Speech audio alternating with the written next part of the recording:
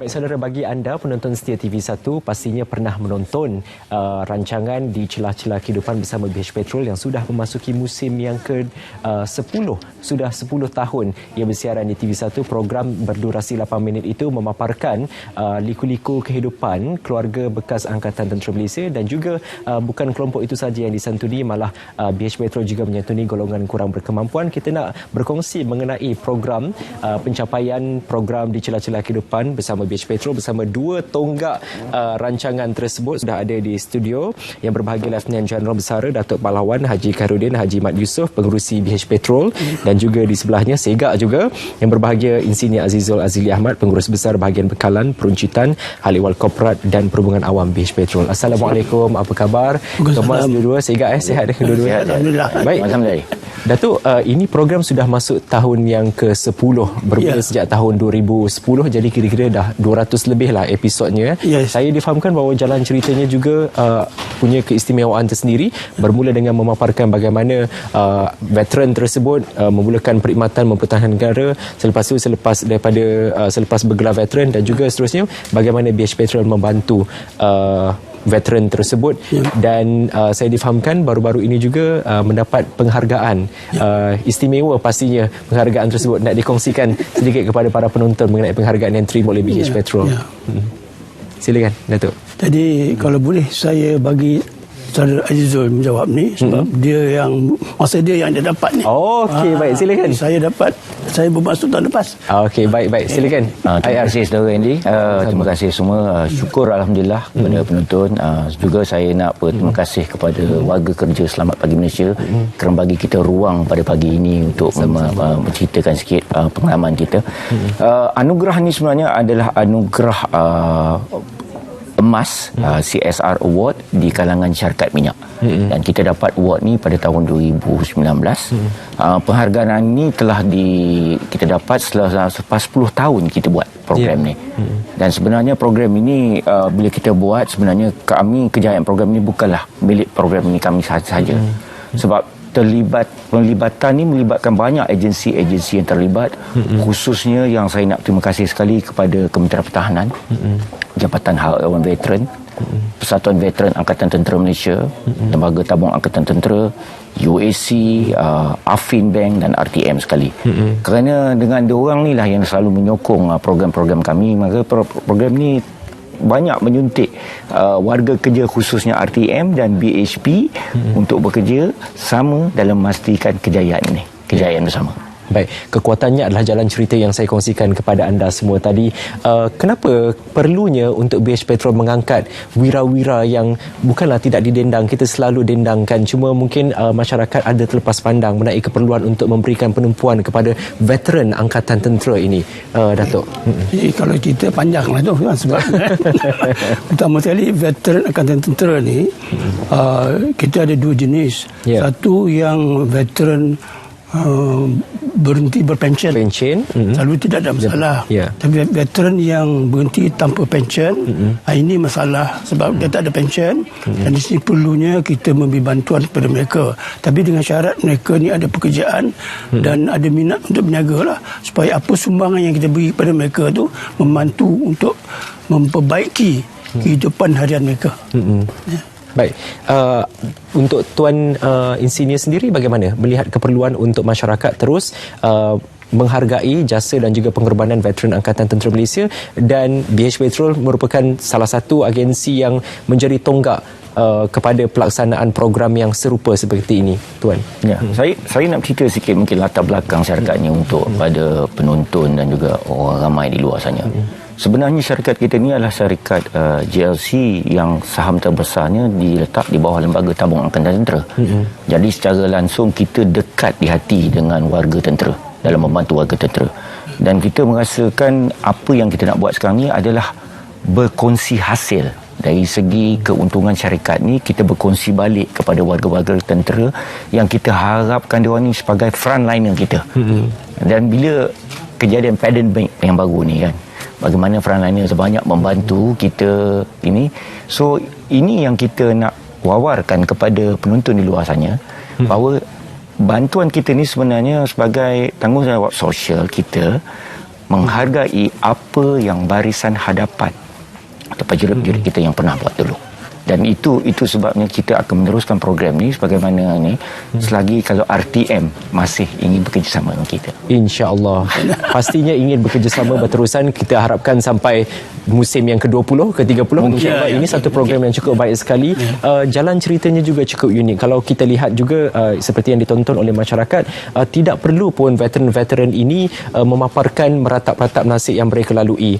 Tapi dapat menarik masyarakat ataupun penonton untuk menderma. Apa yang treatment yang ditonjolkan Tuan Insinyur dalam program ini? Dalam program ni bila kita menunjukkan, kita bukan nak menunjukkan kesedihan. Bukan kita menunjukkan. Saya pernah ditanya oleh orang ramai, adakah program ni nak menceritakan kepayahan menjadi askar. Maksud jadi askar, dia orang ni susah hidup. Tapi kita kena tahu bukan semua askar ni yang berpencen. Ada yang tidak berpencen dan memerlu bantuan. Dan ada juga yang sakit, dan ada juga kadang-kadang menerima kemalangan atau bala ketika peperangan yang putus kaki tinggal. Jadi apa yang kita nak buat secara ini, kalau boleh saya nak wawarkan kepada penonton-penonton di luar sana. Untuk kita meneruskan program ni, kita memerlukan katakan sokongan dari tuan-tuan dan puan. Jadi apa yang saya perlukan sebenarnya lah, bantulah jenama kita dengan datang ke rangkaian service station kita dulu atau kedai serba nikah kita ke. Bukan saya nak buat promotion ni kan, tapi kalau dengan datang tu kelebihan dana ni dapat membantu kita supaya kita akan buat program yang lebih besar. Buat masa ni mungkin setakat yang kita mampu, kita cuma boleh buat dalam 20 episod, lebih kurang 20 penerima. Dan kehendak daripada Jabatan Hak Veteran sendiri dan Kementerian Pertahanan memerlukan lebih ramai lagi yang nak masuk. Tapi dana dengan kekuatan yang kita ada dan masa yang singkat ni agak payah untuk kita nak buat. Tapi suntikan daripada orang ramai, pertolongan orang ramai dalam membantu jenama kami ini memang saya agak harap sangat. Jadi saya tambah sikit. Kita ada dua aspek dalam ni. Pertamanya untuk mereka yang berkhidmat, mereka adalah pencarum dalam bergabung. Jadi sekiranya kalau orang ramai menyokong BHP, kan lagi ramai pelanggan kami lebih baik, sebab dengan adanya pendapatan yang kami dapat tu nanti kelak kita salurkan pada lembaga tabung sebagai dividen. Dan lain pada itu pula macam Saudara Azizul kata tadi, untuk yang veteran tadi. Jadi ada satu kelebihan uang untuk kita membantu. Mungkin sekarang kita boleh buat untuk 20 episod, akan datang mungkin lebih kalau pendapatan lebih. InsyaAllah. Ini satu usaha yang cukup baik sekali sebab bantuan diberikan kepada secara spesifik golongan veteran Angkatan Tentera Malaysia berbanding dengan agensi-agensi ataupun NGO lain. Mungkin kelompok golongan sasarnya itu cukup besar, tapi ini sangat-sangat teliti terus tumpuan diberikan kepada golongan veteran Angkatan Tentera. Bagaimana maklum balas daripada veteran-veteran itu sendiri terhadap usaha yang dilaksanakan oleh BH Petrol ini? Sebenarnya dia orang ramai lagi minta tu supaya dikembangkan kepada sebagian besar kepada veteran-veteran ni. Tapi macam kata tadi, kita ada kengkangan keuangan kan. Jadi kita pemilih lah. Jadi sekarang ni setakat ini kita mampu buat tiap-tiap tahun 10 episod. Dan 10 episod 20 episod saya. 20 episod lah kan. 20 episod. Jadi dah 10 tahun ni adalah 200 lebih yang kita dapat membantulah. Akan datang insya-Allah lah, kalau ada lagi pendapatan yang lebih itu kita akan tambahkan lagi untuk menampung keperluan daripada veteran-veteran kita ni. Bagaimana cara memudahkan orang ramai untuk menyumbang selain daripada usaha tadi? Perkara paling ringkas sekali, kalau saya sebagai pengguna datang ke petrol pump BH Petrol untuk menyumbang itu, apa kaedah yang digunakan? Saya nak buat tambahan ni. Mungkin kadang-kadang bila kita tengok nombor tu tertera, nak ambil gambar tak sempat, nombor tertera, things like that. Pertama, you boleh hubung kepada bahagian hal awal korporat kita yang diketuai oleh Saudara Hafiz saya, kan? Dan dia akan bagi balik list tu pada just hantar email kepada orange email kita dan kita akan hantar. Tapi cara yang paling mudah dan selalu saya wawarkan kepada pengusaha-pengusaha datang membeli produk kita. Dalam macam dalam sekarang ni 31 bulan ini sebenarnya hari pahlawan, tabung pahlawan 31 bulan Julai, betul? Hari pahlawan tu 31 Julai. Jadi kita pun sibuk nak cari mana tabung pahlawan ni, sebab saya memikirkan frontliner ni banyak bantu pandemik baru ni. Saya dah boleh berkeluar balik dengan. tak payah nak cari tabung pahlawan. Cari stesen kami saja, sebab itu tabung pahlawan yang paling dekat sekali. Sebab tabung pahlawan, setiap ringgit yang pergi itu, dana itu tersebut, dia pergi balik kepada program tersebut atau bagi balik secara dividen dengan LTAT. Itu saja. Tak payah nak cari tabung. Mudah. Paling mudah pergi ke stesen, setiap ringgit itu akan berpatah balik kepada tabung pahlawan veteran. Itu saja. Tapi tambah juga veteran tadi, bila keluarnya rancangan di CCK itu kan, dalam celah-celah kehidupan ni akan keluar nama, nombor bank dan sebagainya. Ini juga kita merayulah kepada masyarakat kita, bila nampak tu memberi sumbangan lah untuk membantu lagi. Kita ada bagi sumbangan, tapi sumbangan tu ala kadar saja. Kita mengharapkan juga daripada masyarakat umum untuk menghargai jasa veteran ni dulu kan, untuk menyumbang lah. Jumlah veteran pun sentiasa bertambah setiap tahun.